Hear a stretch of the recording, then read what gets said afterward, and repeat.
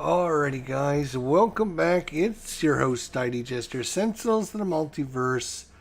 The final one from the core box. One of the greatest investments you can make. This is going anywhere from $10 to $15. Still pick it up on Noble Knight or any of your retailers are going to have this at a pretty good, decent price. This is the enhanced original second edition or third edition, very similar. Based upon which printing they are. But anyways, we're going to talk about our final hero out of the core box. We got all the other heroes to do yet. But this is going to be our final one. And that is going to be, of course, Miss Visionary. Wow, I almost said the wrong word. So the Visionary doesn't have any group affiliation. Excuse me. Good Lord. And I'm going to go ahead and let you read her background. If you're watching later on YouTube, just go ahead and pause it.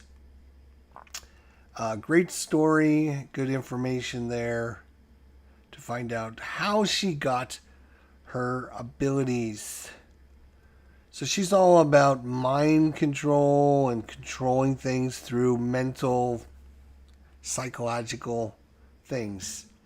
So let's go ahead and show her off and show off her cards and see what she's got. Visionary. She's got Enlighten Power. One player draws 2 cards, then discards a card.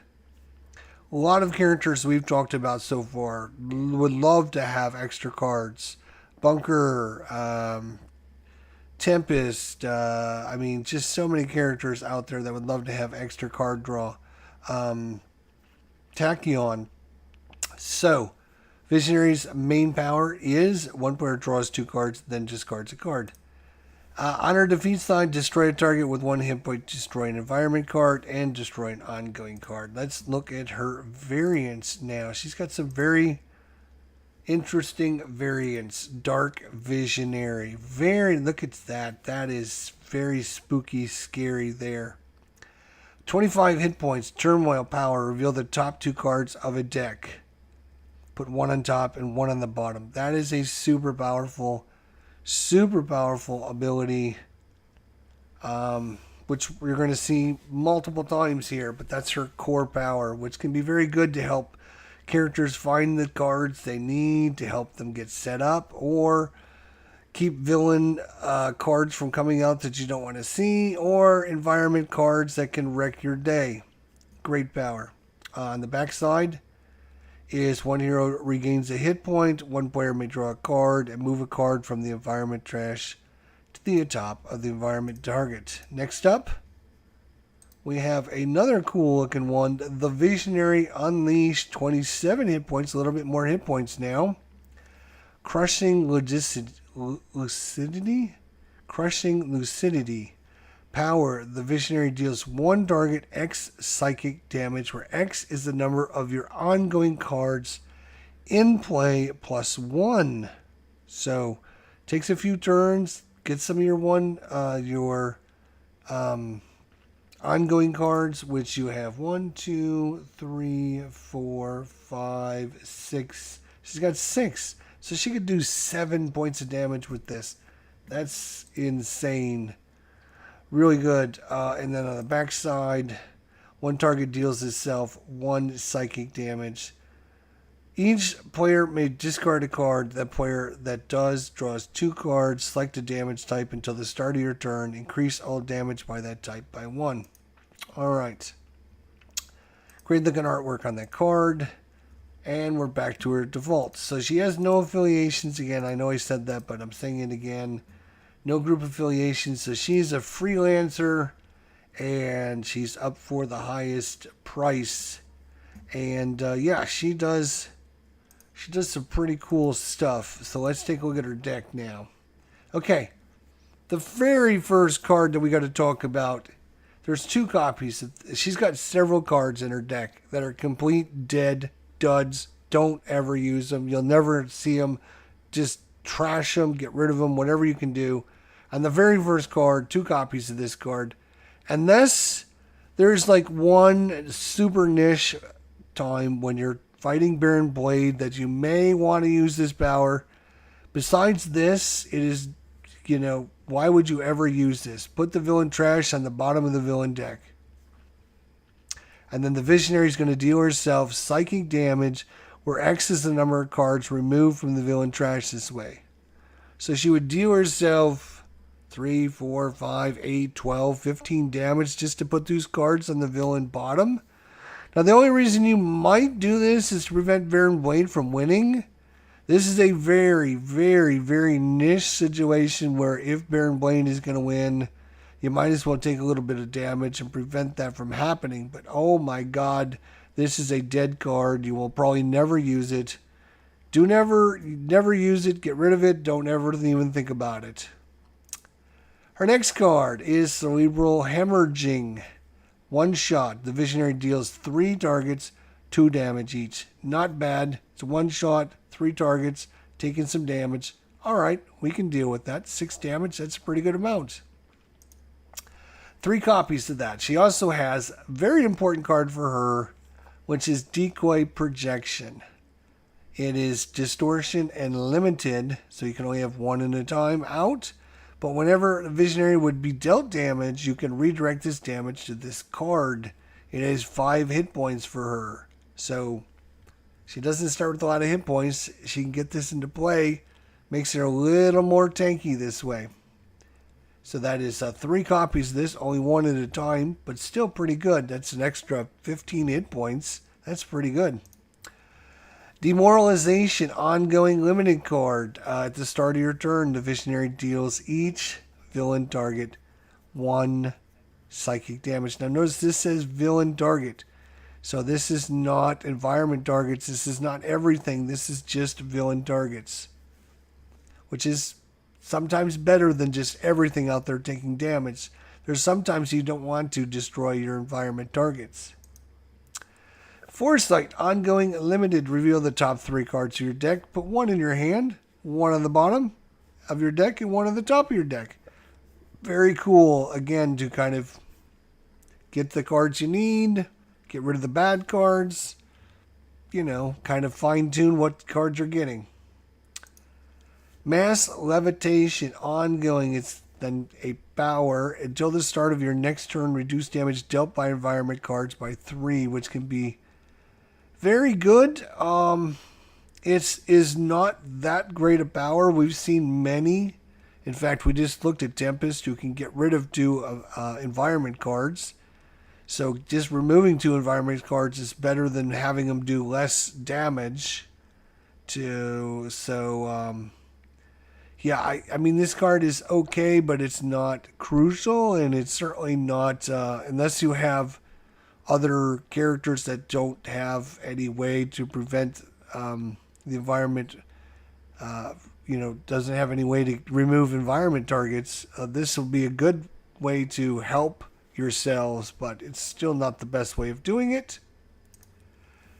All right, Mental Divergence, ongoing limited. Power, destroy 1 ongoing card, or take 1 ongoing card from a hero trash and put it on top of that hero's deck. That's a good card. It's too bad it's not a one-shot, but it's a power, so you have to use a power to do it. You can destroy an ongoing card for a power. This card will stay out there, and you can just keep zapping enemies, ongoing cards every time. Zap, zap, zap, zap, and that's great. And then if they don't put any out, then you can give one of your heroes back 1. So that's not bad at all. All right, so we got the Mind Spike, 4 copies of this card. The Visionary is a one-shot. The Visionary deals 1 target, 3 damage. Not a lot of damage, but 1 target does some damage. Not bad. 3 copies of this card, Precognition, 1 shot. Reveal the top 3 cards of the villain deck. Put 1 on the top and 2 on the bottom. So you can fine tune. You're going to see 3 cards. Of those 3 cards, you can probably find 1 card you can live with and put it on top and then get rid of the other 2. That is insanely good. 3 copies of this. And guess what? She can do the same thing with the environment. Prophetic Vision. Reveal the top 3 cards of the environment deck. Put one on the top of the environment deck and the other two on the bottom to fine tune what the environment's doing as well. She can, kind of foresee what's coming and alter the course of how to, when those objects come into play for both the environment and the villain deck, which is just insanely powerful. You don't know until you have Visionary on your team, and every turn she's, oh, well, we can either let the boss put out a card that's going to remove 8 of our ongoing cards and do 57 points of damage, or I can put out this little minion that's got 3 hit points. I wonder which one we want. Next up, Psychic Maelstrom. The Visionary deals each non-hero target 2 psychic damage. Very nice, one shot. This is everything though. This is everything, not a hero. 2 damage. Environment targets, so you have to be careful. Do you want environment targets hit? This is your baby. Suggestion, this is a great card right here. So select 2 cards from the villain trash, put one on the top and one on the bottom. So you've already dealt with these situations. The villains used them. They're probably pretty weak. You got rid of them. You take 2 out, put one on top, one on the bottom of his deck. And yeah, you don't have to worry about what's on top of his deck this way. So good way of handling the villain if you don't have your precognition. So suggestion works almost as good. Almost, not quite, but almost. Another dead card for her. Just never probably use this card. I mean, maybe there's a niche situation where you need to use it, but Telekinetic Cocoon. It's an ongoing card. The Visionary is immune to damage, but you cannot play cards. You cannot use powers. And then at the start of your next turn, you may destroy this card. So you can prevent all the damage from happening to yourself, which in a very niche situation, let's say that Visionary has got the highest amount of hit points in her group because all the other heroes have taken a lot of damage, and she's now the highest hit points. And there's a boatload of enemies out there that are going to attack the hero with the most hit points. Okay? In that situation, maybe Telekinetic Cocoon might work. So it's a very niche situation where Visionary has to have the most hit points. There has to be a lot of enemies out there, and they all have to be attacking the hero with the most hit points, or the hero with the lowest hit points. In this situation, maybe Visionary is the lowest hit points. And if you got 3 or 4 enemies that are going to hit the hero with the lowest hit points, then maybe she prevents that damage. But it's very, very niche situation that's going to come into play to make you use this card. Twist the Ether. Now this is a great card. Ongoing card. And we've talked about this with several of the other heroes. And there is a broken, and I'm talking super broken ability that this card can cause, where you play this card next to a target. Let's say you put it next to I don't know. Let's just say Baron Blade, right? And he's on his flip side. He's going to do 4 H plus 1 damage, fire damage to the hero with the most hit points. You put this card next to him, and then you can change the type of damage that they do, and then you can either choose to increase it or decrease it by 1. So you can basically take a target and alter what kind of damage it does and increase it or decrease it by 1. And that can be super powerful because there are many heroes that we've come across so far that can make themselves immune to a certain amount of damage for several turns. Or, get healing from damaging. Like if Visionary was to change Baron Blade's damage into cold, And Baron Blade was attacking. Baron Blade was attacking. Can't think of his name now. Absolute Zero. He would actually heal Absolute Zero because cold damage heals Absolute Zero. So, oops. So you can see that this actually has some some game breaking capabilities with the Twist Ethers. There's only 2 copies of it, but being able to change what damage the villain can do. Again, the other thing is, with Legacy, he can make everyone immune to a certain kind of damage. So there is, some broken combinations that you can make with this, and really nerf the boss altogether, and make his damage irrelevant basically, which is kind of game breaking. And then Rest the Mind, ongoing limited card. This is a pretty good one. Play this card next to a target other than a character card. So you can't put this on a boss or anything like that, but you can put it on, one of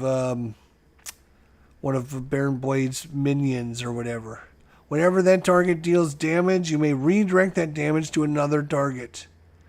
So instead of doing it to the highest hit point character, you can redirect it to the boss or the villain, or to another minion out there or whatever.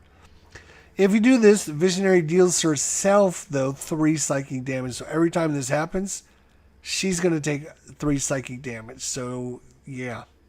And then if that target leaves play, destroy this card. So this is a super powerful card to redirect a big baddie coming out, doing lots of damage. Oh, I'm just going to redirect your damage, and you're just going to help us wipe out all these other characters or all these other henchmen. Wipe them all out, or even damage the villain.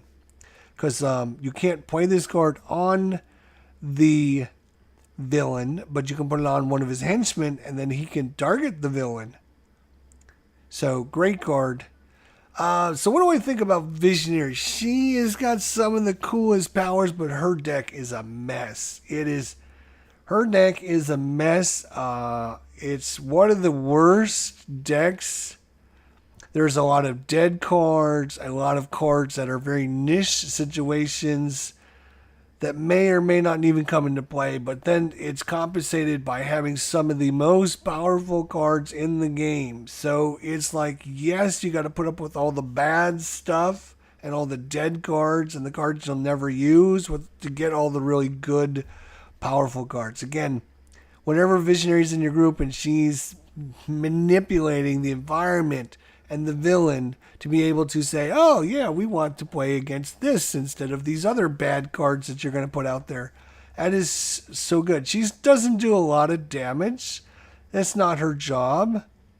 She's very, she's got a couple nice protection cards with her decoy. So that'll help her with the twisting of the ether as well. Because when those, or I'm sorry, not that one. The Rest the Mind, where she takes 3 psychic damage. She can take the damage. She can put it on her projection, so she doesn't lose the hit points herself. So that's a nice bit of way to kind of compensate. She's got some great, super powerful cards. Precognition, really good, and Prophetic Vision, really good. Besides that, it's kind of hit and miss on some of her other cards. I would say she's still super strong, super good. Definitely a good character to bring in the group. To play her is it's very fun because you get to manipulate what's going to happen and get to alter reality, and you get to mind control the villain, and you get to tell it what it's going to do, and then you can go immune to damage, and it's a fun character to play. But there is you can get a situation where you just can't do anything because all the cards in your hand are just junk or just don't do much. So she's a good character to play, fun, interesting. I would say a nice solid B character. She has some A+ cards, and she's got some F cards. So it's just a hit and miss on her deck. And I'm not a big fan of her deck. Her powers are okay, nothing to write home about. With her, I'm talking about her hero powers on her cards. One player draws 2 cards and discards a card. That's great. She's not a damage dealer. We know that. Giving other characters the ability to draw cards is okay. It's not too bad. There's other characters that would like that. But you would also like to have a character that's doing things to help the group. And yes, while she can manipulate, very importantly, what the villain can put against you or the environment against you, and those can be tide turning. Absolutely tide turning with suggestion as well. Oops, come on, get off of there. With suggestion as well. They can make things, they can definitely turn the tide of, of the damage. Again, she's got everyone taking some damage. She's got all the villain targets taking some damage. She's got a couple one-shots that is doing some damage. She's got to protect herself a little bit if she can get that out. So she's got a little bit of good stuff to help her. Doesn't take too long to get set up. She doesn't need a bunch of cards in play. She doesn't need to do all that stuff. But she would like to get her cards and ready to go and just turn after turn after turn. Just manipulate what the villain is doing to you guys and just nerfing him turn after turn after turn. And all your other players and all your other heroes will be very, very happy when that happens in that situation. So, very, very niche situation with some of her cards, but very, very powerful in other situations. And I would highly recommend you try her. Very straightforward. Don't look at her cards and wonder how are they going to use some of these cards, because it's beyond the scope of knowledge and why some of these cards were created. But anyways, that is our wrap up for our enhanced edition of Sentinels of the Multiverse, and all of the heroes in the core box, all 10 of them are done. If you want to check them all out, we'd appreciate that. We'd appreciate a like on every single one of them. A lot of effort and a lot of time went into this, so it's good to be done with the core box. But now that's just 10 of 71 heroes that we want to get through and do. So we only have 61 more heroes to go. We got a bunch more to do yet, so we're probably going to be taking a little bit of a break. Our goal in 2025 was to start this series, but yeah, we're well on our way to completing it, or getting a good chunk of it done. So 2025, we're going to work on trying to get this series started. So I feel really, really happy. It's January 12th. And we're already done with the core box. So that is a huge investment. 2025, we're also trying to finish our Dominion tutorial series and complete that. And then also start the Sentinels of the Multiverse tutorial series. So we've been working on completing both of those projects here early in 2025. Hopefully you guys enjoyed this. We appreciate your time and you're sticking around and enjoying this series. And if you did, thank you so much. Until the next time, my friends, we'll see you soon. Don't you forget, I will see you all down the line. Take care.